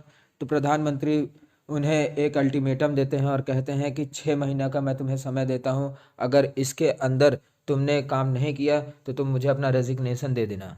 अब नेक्स्ट सीन शिफ्ट होता है अटीरा की तरफ, जहाँ पर अटीरा के विरोध में मिल के वर्कर्स अटीरा का हाय हाय कर रहे हैं और अटीरा का अपमान कर रहे हैं। जिसके बाद ये सभी बातें विक्रम साराभाई को पता चलती है, तो विक्रम साराभाई उन्हें कहते हैं कि आप लोगों ने मनाने का किसी भी प्रकार का कोई काम नहीं किया। जिस पर उसके साथी सदस्य सब कहते हैं कि नहीं, मिल के वर्कर से नहीं मान रहे हैं। तो विक्रम साराभाई अपना माथा पकड़ लेते हैं, जिस पर कमला उसे कहती है कि मुझे पूरा यकीन है कि आप इस काम को ज़रूर कर लेंगे। और इधर हम देखते हैं विक्रम की पत्नी मृणालिनी को, जो कि दर्पण नाम का एक शो करने वाली है और वहाँ पर वो डांस करना चाहती है, जहाँ पर वो विक्रम को भी अपने डांस शो में इनवाइट करना चाहती है। वो बड़े घर की बहू थी, इस वजह से वहाँ के लोग उसका डांस देखने नहीं आ रहे थे, क्योंकि बड़े घर की बहुओं का डांस करना लोगों को अच्छा नहीं लग रहा था। जहाँ पर विक्रम उसे आश्वासन देता है कि मैं पूरी कोशिश करूँगा तुम्हारे डांस में आने की। लेकिन वहाँ पर कमला आ जाती है और वो कहती है कि जो लोगों ने स्ट्राइक छेड़ी है और भी मिल के वर्कर्स स्ट्राइक में जुड़ गए हैं, तो अब हमें जल्दी से जल्द वहाँ पर पहुँचना होगा। और इसके बाद फिर विक्रम साराभाई कमला के साथ मिल के वर्कर्स के पास पहुंच जाता है, जहां पर उसके फादर कहते हैं कि देखो, ये सभी इतने आक्रोश में इसलिए हैं क्योंकि इसमें तुम्हारी गलती है और तुम्हें अपनी गलती माननी होगी। जिसके बाद वो विक्रम को वहां से ले करके मिल के वर्कर्स के पास जाते हैं, जहां पर वो एक बच्चे के पास उस विक्रम को दिखाते हुए कहते हैं कि बेटा तुमने कितने दिन से खाना नहीं खाया। तो वो बच्चा कहता है कि मैंने 3 दिन से खाना नहीं खाया। जिस पर विक्रम के पिता उसे बोलते हैं कि देखो, तुम्हारी लापरवाही की वजह से ये बच्चे 3 दिन से भूखे पड़े हैं और भूख हड़ताल इसी तरह जारी रहेगी, ये बच्चे खाना नहीं खाएंगे। तुम्हें अपनी गलती एक्सेप्ट करनी चाहिए और अटीरा को वापस ले लेना चाहिए। जिसके बाद विक्रम थोड़ा डाउन हो जाता है और विक्रम डिमोटिवेट हो जाता है, तो उसके पास पहुंच जाती है कमला और वो कहती है कि जब मैं फर्स्ट डे आई थी तो मैंने तुम्हारे उत्साह को देख करके ही ड्यूटी मैं तुम्हारे यहाँ ज्वाइन की थी, क्योंकि मुझे लगता था कि तुम्हारे अंदर कोई ना कोई बात है। यहाँ पर बहुत से ऐसे जो बच्चे हैं, ये सब भूख हड़ताल ज़्यादा बर्दाश्त नहीं कर पाएंगे, इसलिए तुम वही डिसीजन लो जो तुम्हारा मन चाहता है, क्योंकि अगर अपने हिसाब से तुम चलोगे तब चीज़ें बेहतर हो सकेंगी। जिसके बाद वो उसकी बात को समझ जाता है। और इधर हम देखते हैं विक्रम की पत्नी मृणालिनी को, जो कि अपने सास ससुर को अपने शो में आता हुआ देख खुश हो जाती है और अपना काम चालू करती है और साथ ही साथ वो डांस करने लगती है। जिसके बाद नेक्स्ट सीन शिफ्ट होता है होमी भाभा के घर का, जहाँ पर होमी लंदन जाने वाला है। वहाँ कुछ लोगों से बातचीत करके वो न्यूक्लियर रिएक्टर को जल्द से जल्द बनाने की कोशिश करना चाहता है और यही दोनों में बातचीत होती रहती है। तभी वहाँ पर पेप्सी आ जाती है, जो कि भाभा की माँ से कुछ बातचीत करती रहती है। उसे पता नहीं होता है कि होमी घर में है। जब वो होमी को देखती है तो सरप्राइज हो जाती है, जिस पर होमी उससे कहता है कि तुम क्या इंपॉर्टेंट बात करने आई थी। तो पिप्सी उसे बताती है कि अगले हफ्ते मेरी एंगेजमेंट है, जिसे सुनकर होमी काफ़ी उदास हो जाता है। और नेक्स्ट सीन शिफ्ट होता है लंदन का, जहाँ पर होमी एक डांस थिएटर में बैठा रहता है और वहाँ पर उसके पुराने जो दोस्त रहते हैं वो उनसे बातचीत करता रहता है। जहाँ पर वह अपने दोस्त से कहता है कि मुझे तुम्हारी कुछ मदद चाहिए, मुझे रिएक्टर बनाना है, न्यूक्लियर रिएक्टर, और मैं इसका पूरी तरह से सही काम करूँगा। मैं किसी भी प्रकार का जैविक हथियार नहीं बनाना चाहता। जिस पर उसके दोस्त उसकी मदद करने से मना करते हैं। तो होमी कहता है कि मुझे पता है कि तुम लोगों ने स्विमिंग पूल रिएक्टर बनाया है, और अगर तुम स्विमिंग पूल रिएक्टर बनाना मुझे भी सिखा दोगे तो मेरी काफ़ी मदद हो जाएगी। जिस पर उसके दोस्त शुरुआत में तो आनाकानी करते हैं, लेकिन फिर होमी उनसे कहता है कि ये पूरी तरह से सेफ़ रहेगा, मैं इसे किसी भी प्रकार के हथियार में शामिल नहीं करूँगा। और स्विमिंग पूल रिएक्टर बनाना ब्रिटेन के भी हक में है, साथ ही साथ फ्रांस भी इस बात के लिए मानेगा, क्योंकि हम लोग कोई एटॉमिक बम नहीं बना रहे हैं। जिस पर उसके दोस्त उसकी बात पे मान जाते हैं और वो उसकी मदद करने के लिए तैयार हो जाते हैं। इधर हम विक्रम साराभाई को देखते हैं, जहाँ पर विक्रम के फादर मिल के वर्कर्स से बात करते हैं कि हम लोगों से जो त्रुटि हुई इसके लिए हम माफ़ी मांगते हैं, लेकिन मेरा बेटा आपसे कुछ कहना चाहता है। जिसके बाद विक्रम वहाँ पहुँच जाते हैं और मिल के वर्कर्स से कहते हैं कि मैं आप सभी से माफ़ी मांगता हूँ, क्योंकि मैंने आप सभी के बारे में अच्छा सोचा। मैं आप सभी से इसलिए माफ़ी मांगता हूँ क्योंकि मैं आपके लोगों को बढ़ावा देना चाहता था। हमारे विदेश में बहुत से ऐसी मशीनें हैं जो ढेर सारे कपड़े बनाती हैं और मिल के वर्कर्स को ज़्यादा मेहनत भी नहीं पड़ती और लाखों में वो पैसे कमाते हैं। यहाँ के लोग जितना भी मेहनत करेंगे वो आधा ही दाम पाएंगे और वो समय दूर नहीं है जब विदेशी वस्तुएं हमारे घरों में आएंगी और विदेशी कपड़ा ज़्यादा मात्रा में बिकेगा और आप सभी को अपनी मेहनत का केवल आधा फल मिलेगा। इसलिए मैं आप सभी से इस बात के लिए माफ़ी मांगता हूँ। मैं इसलिए माफ़ी मांगता हूँ क्योंकि मैंने ये सोचा था कि इससे वर्कर्स को काफ़ी फ़ायदा मिलेगा, लेकिन आप लोग ऐसा नहीं चाहते हैं। अगर आप लोगों की इजाज़त हो तो मैं आपसे एक बात और कहना चाहता हूँ कि आप सभी की ये मांग थी कि हमें 30% हक मिलेगा, साथ ही साथ घंटे भर काम के हिसाब से पैसा मिलेगा। तो मेरा विश्वास मानिए, मैं अटीरा में आपको पर डे आपका पैसा दूंगा और मैं महीने भर आपको लगातार हर दिन का रोजगार का पैसा देता रहूंगा। साथ ही साथ 30% जो आप मांग रहे हैं मैं आपको 90% दूंगा। आप मेरा साथ दीजिए। मुझे पता है कि आपके बच्चे भूखे हैं, मैं उन सभी का ख्याल रखूंगा और हम हर साल इतनी आमदनी करेंगे कि 2000 घर भूखे पेट नहीं सोएगा। हर साल हम लोग बहुत ही ज़्यादा कमाई करने वाले हैं। उसकी इस बातों को सुनकर वहाँ पर जो मिल के वर्कर्स रहते हैं वो सब खुश हो जाते हैं और फिर विक्रम को अपने कांधे पे उठा करके नाचने लगते हैं। जिसके बाद यहाँ हम देखते हैं कि विक्रम की जो पत्नी मृणालिनी है वो अपना स्टेज शो पूरा करती है और वो डांस करती रहती है। और इधर विक्रम कमला को लेकर के उसके घर छोड़ता है, जहाँ पर कमला विक्रम दोनों बहुत नज़दीक आ जाते हैं और तब एक दूसरे से वो किस करने लगते हैं। और इसी के साथ वेब सीरीज़ के एपिसोड 6 का अंत हो जाता है। रॉकेट बॉयज एपिसोड 7 की स्टार्टिंग एक रियल फुटेज से होती है, जहां पर इंडियन साइंटिस्ट ने पहली बार वाटर कूल रिएक्टर को सफलतापूर्वक प्रयोग किया था। इसके बाद वेब सीरीज में आते हैं जहां पर 1956 में होमी भाभा और उनकी सारी टीम न्यूक्लियर रिएक्टर को 1 मेगावाट तक का एनर्जी उत्पादित करने में सफलता प्राप्त करती है और वो इसकी न्यूज़ नेहरू को देते हैं, जहां पर वो बॉम्बे में एटॉमिक एनर्जी एस्टेब्लिशमेंट का इनाग्रेशन करने वाले थे। ये न्यूज़ नेहरू को जब मिलती है तो नेहरू इस बात को सुनकर काफ़ी खुश होते हैं और वो अपने एक सलाहकार से कहते हैं कि ये न्यूज़ जाकर के तुम रज़ा को बताओ और हम दोनों साथ में बॉम्बे में इनाग्रेशन पार्टी में मौजूद रहेंगे। जहाँ पर जो रज़ा रहते हैं उनके पास वही बंगाली पत्रकार जो कि एक अमेरिकन जासूस भी था प्रसेनजीत पहुंच जाता है, जिसे देख करके रज़ा काफ़ी शॉक्ड होते हैं और वो कहते हैं कि तुम घर के अंदर कैसे आ गए, बल्कि सिक्योरिटी मेरे घर में लगी हुई है। तो उसे बताता है कि आपके जो भी सिक्योरिटी गार्ड थे वो आपको छोड़कर जा चुके हैं और मैं आपके फ़ायदे के लिए आया हूँ। मुझे पता है कि आपका साइक्लोट्रॉन का एक्सपेरिमेंट फेल हो गया है और आपका दुश्मन होमी आगे बढ़ता जा रहा है और मैं आपके रिसर्च के लिए फंड दूंगा आपको, बस मैं जैसा आपसे कहता जाऊं आप वैसा करता जाइए। और फिर वो कहता है कि अभी आपके पास कुछ देर में पंडित नेहरू की तरफ से कॉल आएगा, जिसमें आपको बॉम्बे में इनविटेशन दिया जाएगा और आपको उस इनविटेशन को एक्सेप्ट करना है। और फिर रज़ा उस इनविटेशन को एक्सेप्ट कर लेता है। अब इधर आते हैं विक्रम साराभाई की तरफ, जहां विक्रम साराभाई से उनके एक साथी कहते हैं कि एक व्यक्ति जो कि मद्रास से यहाँ तक आया है और वो आपसे मिलना चाहता है क्योंकि उसे पीआरएल में जॉब चाहिए।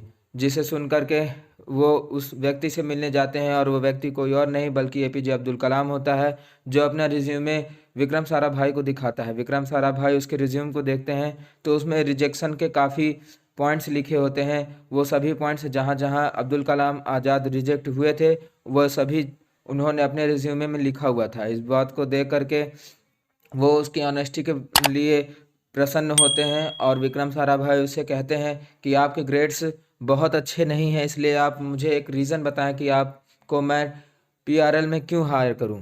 जिसके बाद अब्दुल कलाम आज़ाद विक्रम साराभाई से कहते हैं कि सर मैंने इंडिया का फर्स्ट ग्लाइडर बनाया था और इसलिए मैं चाहता हूं कि मैं आपके यहाँ काम करूं और मुझे इंडियन स्पेस पे बहुत ज़्यादा रुचि है। जिसके बाद वहाँ पर एक काम आ जाता है जिसकी वजह से विक्रम साराभाई कहते हैं कि हम अपनी अगली टॉक कुछ देर में चालू रखेंगे और फिर उसके बाद वहाँ से चले जाते हैं। जहाँ पर विक्रम साराभाई के प्राइवेट रूम में जहाँ पर वो अपने एक्सपेरिमेंटल वेपन्स रखे रहते थे वहाँ पर एपीजे अब्दुल कलाम पहुँच जाते हैं और वहाँ पर वो उस रॉकेट को देखते हैं। जिसके बाद जब विक्रम साराभाई वापस आते हैं तो अब्दुल कलाम विक्रम से कहते हैं कि सर मैं पीआरएल ज्वाइन नहीं कर सकता हूँ क्योंकि आप औरों की तरह अपने ड्रीम्स को दबा कर रखे हैं। आपका ड्रीम था कि आप इस इंडियन स्पेस में रॉकेट को उड़ाएं और आपने अपने ड्रीम को नहीं पूरा किया, इसलिए मैं ऐसे व्यक्ति के साथ काम नहीं कर सकता है। जिसके बाद इम्पैक्ट पड़ता है विक्रम साराभाई के पास, और विक्रम साराभाई फिर से अपने रूम पे जाते हैं जहाँ पर वो अपनी पुरानी मिसाइल्स की फ़ोटो को देखते हैं। जिसके बाद विक्रम को वो साइंटिस्ट बहुत अच्छे लगते हैं, जहाँ पर वो अपने जब पीआरएल से बाहर निकलते हैं तब वहाँ पर एपीजे अब्दुल कलाम बैठे रहते हैं, जिसे देख करके वो कहते हैं कि मुझे तुम्हारे जैसे साइंटिस्ट की ज़रूरत थी और तुम इतने दूर से मुझसे मिलने आए थे, लेकिन तुम अपना टाइम गंवाने के बावजूद भी तुम एक माइंडफुल व्यक्ति हो, तुम मेरे साथ काम करोगे। जिसके बाद हम आते हैं एटॉमिक एनर्जी इस्टेब्लिशमेंट में, जो कि ट्रॉम्बे में है।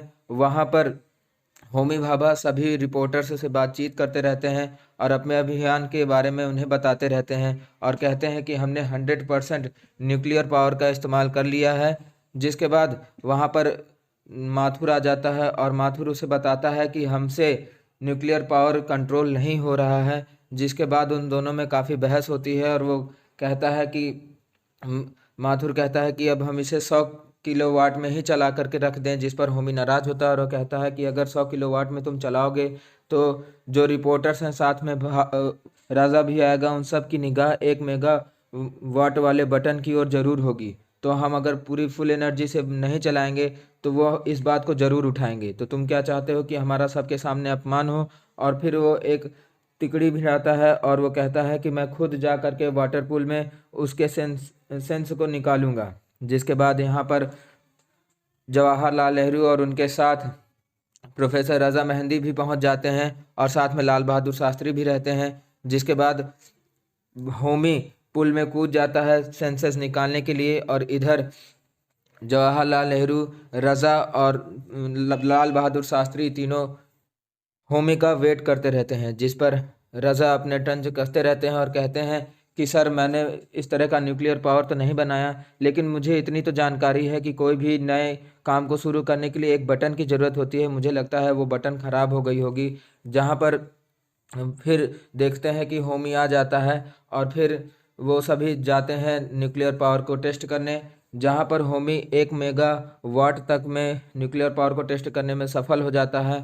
और नेहरू काफ़ी इस चीज़ को देख करके खुश होते हैं और नेहरू इस नई सफलता का नाम अप्सरा रखते हैं और इस इंडियन एटॉमिक जो न्यूक्लियर एनर्जी थी इसका नाम अप्सरा पड़ जाता है। जिसके बाद होमी एक पुल पर बैठा रहता है जहाँ पर उसके पास रज़ा पहुँच जाता है और वो कहता है कि मुझे तुमसे ये आशा नहीं थी, लेकिन तुमने एक बहुत अच्छा काम किया। जिस पर होमी कहता है कि हम 15 साल से एक साथ हैं, क्यों हम ऐसा कर रहे हैं?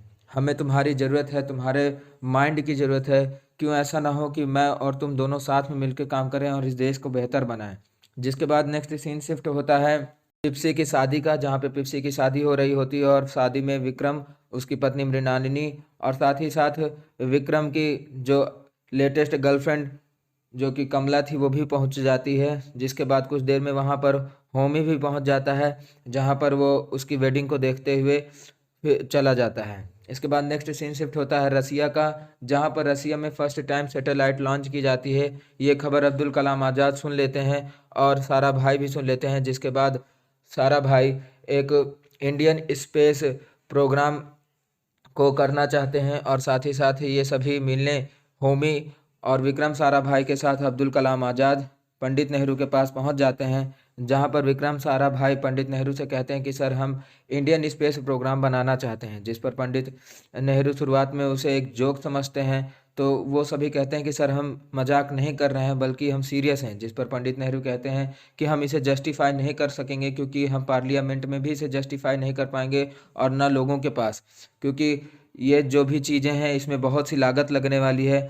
जिस पर अब्दुल कलाम आज़ाद बीच में बोलते हैं कि सर, हम इसे नेशनल सिक्योरिटी के तहत तो कर सकते हैं, क्योंकि इंडियन स्पेस प्रोग्राम में मिसाइल्स भी आती हैं, इसलिए वो हमारी मिलिट्री की काफ़ी मदद करेंगी। उनकी इस बात से प्रभावित होकर पंडित नेहरू उनके रिज्यूमों के देखते हैं, जहां पर वो उनसे कहते हैं कि ठीक है, मैं केवल रिकमेंडेशन कर सकता हूं, लेकिन मेन काम किसी और का है और मैं तुम्हें पहले से ही सचेत कर देता हूं कि जो भी चीज़ें चलने वाली हैं वो हमारे अगेंस्ट होगी। जिस पर यहाँ पर एक जो जगह है उस जगह पर ये सभी अपना प्रयोग चालू रखते हैं। इसके बाद Indian national committee for space research का निर्माण किया जाता है और उसके इनॉग्रेशन पार्टी में विक्रम साराभाई के साथ अब्दुल कलाम आज़ाद शामिल रहते हैं। और तभी पंडित नेहरू के पास न्यूज़ आती है कि इंडियन एलओसी को चाइना ने पार कर लिया है और चाइना अब युद्ध की घोषणा कर दिया है भारत से।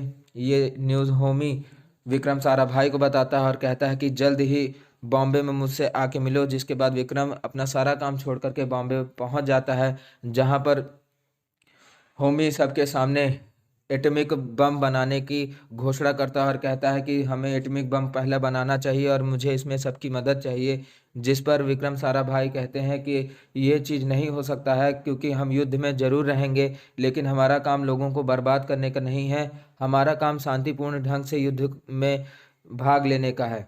जिस पर होमी की और विक्रम की बहस हो जाती है और विक्रम वहाँ से छोड़ करके वापस चला जाता है। जिस पर होमी विक्रम से कहता है कि मैंने तुम्हारे ऊपर ट्रस्ट किया लेकिन तुम मुझ पर ट्रस्ट नहीं करते हो। जिस पर विक्रम कहता है कि हाँ, मुझे किसी भी प्रकार से लोगों की जान खतरे में डालने का कोई शौक नहीं है। और वो जब जाने लगता है तो होमी उसे कहता है कि तुम्हें पता है कि युद्ध से भागे हुए व्यक्ति को क्या कहा जाता है? भगौड़ा, गद्दार। जिस पर विक्रम कहता है कि अगर तुम मुझे भगौड़ा गद्दार कह रहे हो तो ठीक है, मैं अपने देश को बचाने के लिए और लोगों की जान को खतरे में न डालने के लिए अगर मुझे तुम भगौड़ा कह रहे हो तो मैं मानता हूँ, ठीक है। और ये मेरा और तुम्हारा आखिरी मिलना है, क्योंकि मैं आज से ही एईसी से रिजाइन देता हूँ। जिसके बाद विक्रम साराभाई गाड़ी के पास पहुँच जाता है और साथ ही साथ वहाँ पर तिरंगा लहरा रहा होता है और होमी भाभा वहीं पर बाउंड्री में खड़ा रहता है। वो एक दूसरे को देखते हैं और इसी के साथ वेब सीरीज़ के एपिसोड 7 का अंत हो जाता है। रॉकेट बॉयज लास्ट एपिसोड 8 की शुरुआत होती है 24 अक्टूबर 1962 पे, जहां पर होमी प्रधानमंत्री कार्यालय के बाहर मौजूद रहते हैं और वो एक कर्मचारी द्वारा बुला लिए जाते हैं, जहां पर दफ्तर में हम लाल बहादुर शास्त्री, उनके साथ डिफेंस मिनिस्टर कृष्णन और प्रधानमंत्री नेहरू को देखते हैं। चाइना की तरफ से प्रधानमंत्री को एक पत्र आया था जिसमें उन्हें बताया गया था कि हम .3 सीज फायर समझौता करना चाहते हैं, जिसके तहत आपको अपने जितने भी आर्मी के जवान हैं उन्हें एलओसी से पीछे हटाना होगा। और प्रधानमंत्री नेहरू इसके पक्ष में नहीं रहते बल्कि लाल बहादुर शास्त्री इसके पक्ष में रहते हैं। प्रधानमंत्री नेहरू कहते हैं कि हम अपने जवानों को अगर पीछे हटा लेंगे तो हमें इस जंग में हारा हुआ माना जाएगा और मैं ऐसा नहीं चाहता। जिसमें होमी कहता है कि इसीलिए हम एक एटॉमिक बम बनाना चाहते हैं और चाइना को मुंह तोड़ जवाब देना चाहते हैं। तो वहाँ पर डिफेंस मिनिस्टर कृष्णन उनकी बात को रोकते हुए कहते हैं कि यहाँ बहुत से क्वालिफाइड लोग हैं और मैं इस देश का रक्षा मंत्री होने के नाते तुम्हें ऐसा करने से मना करता हूँ। जिस पर होमी कहते हैं कि मैं भी एक वेल क्वालिफाइड हूँ और मैं भी परमाणु का चीफ ऐसे ही नहीं बना। जिस पर पंडित नेहरू उनकी बात को रोकते हैं और कहते हैं कि तुम बाहर जाओ। और उसके बाद पंडित नेहरू डिफेंस मिनिस्टर के आगे कहते हैं कि मैं इस पैक्ट के खिलाफ हूँ और मैं इस समझौते को नहीं मानता। जिसके बाद होमी और पंडित नेहरू के बीच में बातचीत होने लगती है और होमी पंडित नेहरू को कन्विंस करता है कि हमें परमाणु बम बनाना चाहिए, लेकिन पंडित नेहरू उनकी बात को नहीं मानते हैं। इंदिरा गांधी वहां पहुंच जाती हैं, जो होमी से उनका हालचाल पूछती हैं और सेम टू सेम वो भी होमी को सपोर्ट करती है और वो चाहती हैं कि परमाणु बम देश के लिए बनाया जाए। लेकिन पंडित नेहरू उनकी भी बात को नहीं मानते और कहते हैं कि हम अगर सबसे आंखों से आंखें मिलाने लगे तो इस तरह सारा देश चल ही नहीं पाएगा, क्योंकि अगर वो एटॉमिक बम बनाना चाहते हैं तो हम अगर बनाएंगे तो हमारे और उनमें अंतर क्या रह जाएगा। जिसके बाद वहाँ पर होमी कहते हैं कि सर, एक बार चाइना अगर एटॉमिक बम बना दिया तो वो हम पर दबाव डाल सकता है। मैं एक इम्पैक्ट आपके पास ले करके आया हूँ और इस फाइल को आप ज़रूर पढ़िएगा। आप इस देश के प्रधानमंत्री हैं और देश का अगर सर झुकेगा तो ये अच्छा नहीं होगा। जिसके बाद वहाँ से होमी चले जाते हैं और इधर हम देखते हैं रज़ा को, जिनके पास एक लेटर आता है जिसमें लिखा रहता है कि होमी रसिया के लेनिनग्राड एयरपोर्ट में 5 घंटे बाद पहुंचने वाले हैं। और 30 अक्टूबर सन 1962 का दिन आता है, जहां पर रसिया के लेनिनग्राड एयरपोर्ट में होमी भाभा पहुंच जाते हैं वहां एक न्यूक्लियर स्पेशलिस्ट से मिलने, जिसकी खबर अमेरिका में बैठे डॉक्टर क्रो को उनके एजेंटों द्वारा पता चल जाती है। वो अपने एजेंट से पूछते हैं कि होमी रसिया में क्या कर रहा है, तो उसके एजेंट बताते हैं कि ये एक फॉर्मल मीटिंग के लिए गया था। जिस पर वहाँ पर खड़ी पास की एजेंट उनसे कहती है कि सर, मुझे नहीं लगता कि इंडिया में कोई कैपेबिलिटी है एक एटॉमिक बम बनाने की। जिस पर उनकी बात को डॉक्टर को रोकते हैं और कहते हैं कि हमें भी विश्व युद्ध के दौरान ऐसे अंदाज़ा नहीं था कि अमेरिका सबसे पहले परमाणु बम बना लेगा, लेकिन अमेरिका ने बनाया। तुम किसी की काबिलियत पर ऐसे ही उंगली नहीं उठा सकती हो। तुम अपने लोगों के साथ मिलकर के होमी पर नज़र रखो। जिसके बाद नेक्स्ट सीन होमी का आता है, जहाँ पर होमी के पास पंडित नेहरू मौजूद रहते हैं और पंडित नेहरू उसे तंज कसते हैं कि तुम्हें रसिया में ठंडी तो नहीं लगी, तुम अपने एक परमाणु वैज्ञानिक दोस्त से मिलने गए थे। जिस पर होमी उनसे कहता है कि सर, हम लोग वॉर पे हैं और यहाँ पर कुछ भी नहीं चलेगा, क्योंकि आपको भी पता है कि अमेरिका और रसिया एक दूसरे से इसलिए समझौता किए हैं क्योंकि वो जानते हैं कि हम दोनों के पास सेम टू सेम मिसाइल है और उनसे दोनों का घाटा हो सकता है। अगर चाइना के तरह हम भी परमाणु बम बना लें तो चाइना और हमारे में कोई अंतर नहीं रह जाएगा और वो फिर युद्ध रोक देंगे। लेकिन पंडित नेहरू कहते हैं कि मुझे लगता है कि तुम सब काम खुद के पर्सनल के इश्यूज़ के लिए करते हो। जिस पर होमी नाराज़ हो जाते हैं और वो कहते हैं कि सर, पर्सनल इश्यूज़ किन बात के बारे में आप बात कर रहे हैं? अगर पर्सनल इश्यूज़ का सवाल होता तो क्या मैं इस एटम बम को बना करके अपनी बाउंड्री में रखूँगा? नहीं, मैं इस देश के लिए, आपके लिए मेहनत कर रहा हूँ और साथ ही साथ मैं इस देश को बचाना चाहता हूँ। जिस पर पंडित नेहरू कहते हैं कि तुम सारे काम खुद के लिए कर रहे हो, बल्कि हमारे लिए नहीं कर रहे हो, और वहाँ से नाराज़ होकर पंडित नेहरू चले जाते हैं।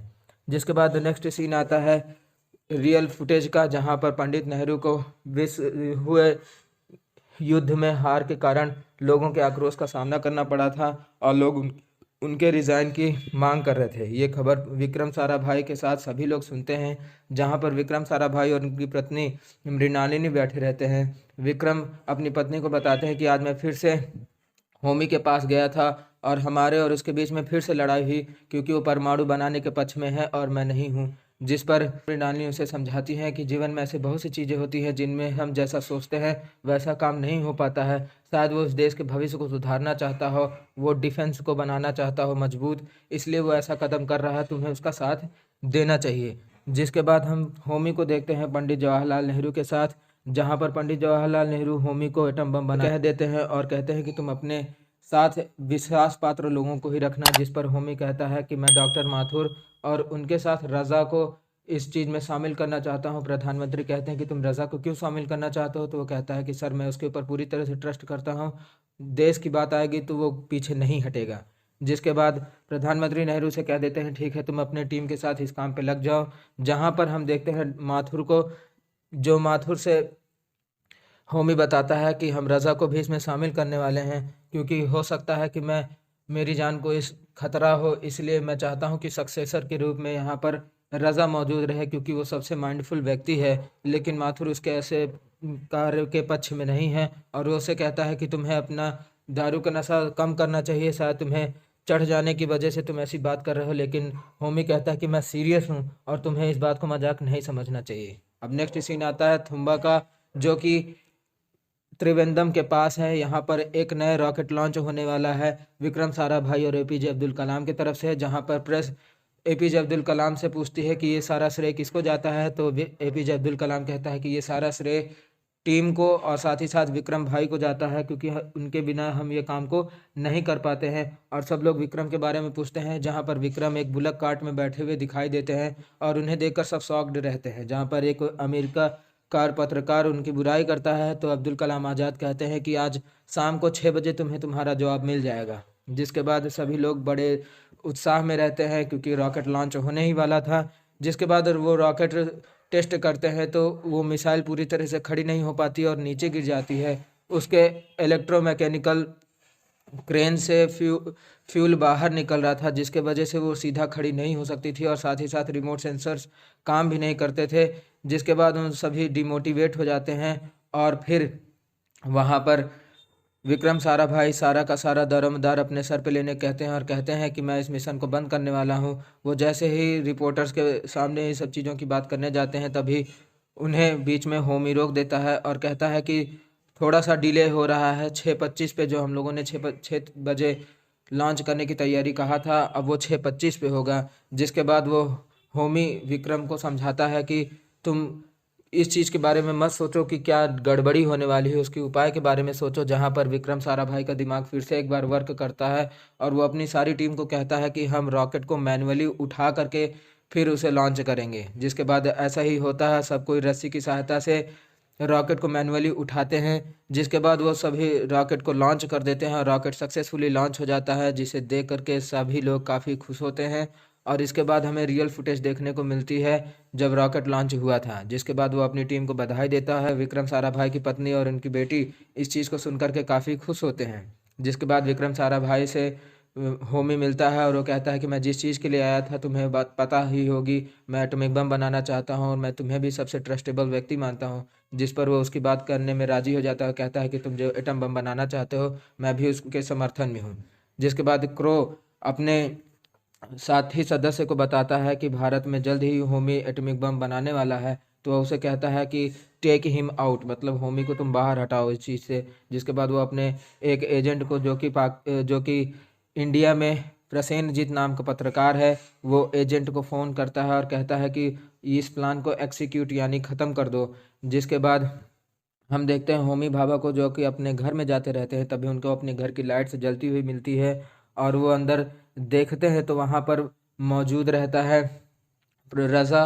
और इधर हम देखते हैं उस बंगाली पत्रकार प्रसेनजीत को, जहाँ पर वो होमी के दफ्तर में, जो कि आईईसी का दफ्तर था, वहाँ जब पहुँचता है तो वहाँ पर वो पाता है डॉक्टर माथुर का।